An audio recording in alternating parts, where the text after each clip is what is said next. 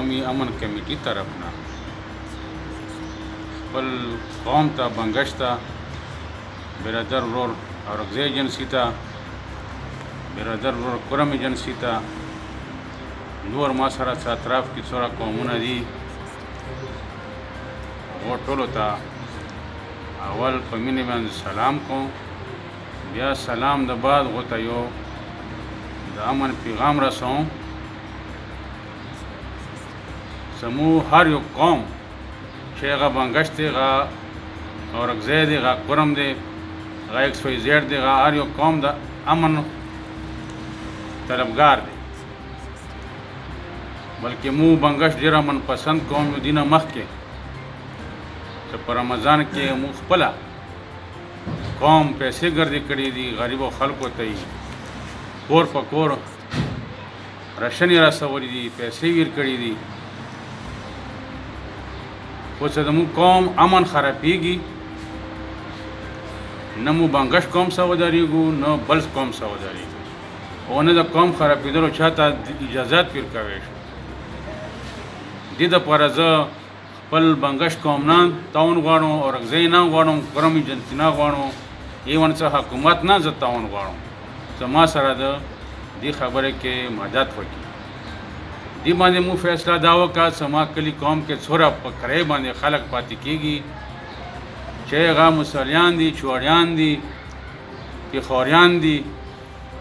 بنګش قوم سره تعلق لري اورکزی ایجنسي سره تعلق لري یا کرم ایجنسي سره تعلق لري څه هغو وجې نه د ما د قوم استرزی بدنامي کېږي قطعي مو دغو خلاف یو راغله د تیروال یا د اورکزی ایجنسي یا د کرم ایجنسي خبره په موجوده ټایم کې په استرزی بالا کې 12 کورونه داسې دي چې هغه اورکزی ایجنسي سره تعلق لري هغو مو سره کردار دی ایون چې هغو ته مو شناختي کارډ یې ویر کړي دي د استرزی بالا والا مو سره یې غم خادي شریکه دی هغو پورې د ما د اورکزی وروڼه تیروال چې راسي ښه عزت قدر سره چې دغو غم وشي قوم د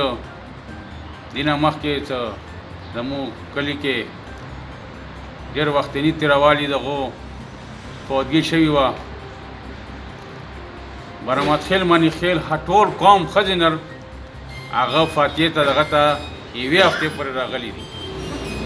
او موږ ډېر په مینې سره مېلمستیا کړې ستړی ماش مه کړی دی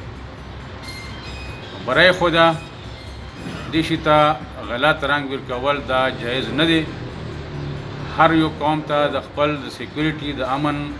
ساتلو حق دی چې زه یم چې ته یې چې کوم قوم دی مهرباني وکړئ چې ته د غلط رنګ ما ورکو راشه مو تنبوان والا شړلی دي چې تنبوان والا نه قوم سره تعلق لري نه داسې خاص کر دغه سره تعلق لري نو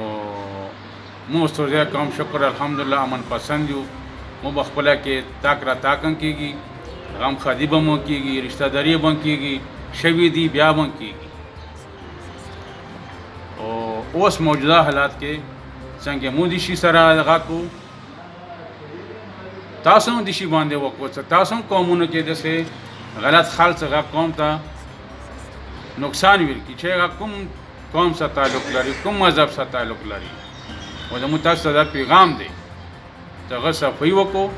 او موږ سره یکجهتي اعلان وکړو ولې چې موږ خپله کې ټول وروڼه یو د تاسو ډېره مهرباني چې تاسو ټول داسې کې دې جرګې کې شرکت کړی دی زموږ د قوم مسلې خو ډېرې زیاتې دي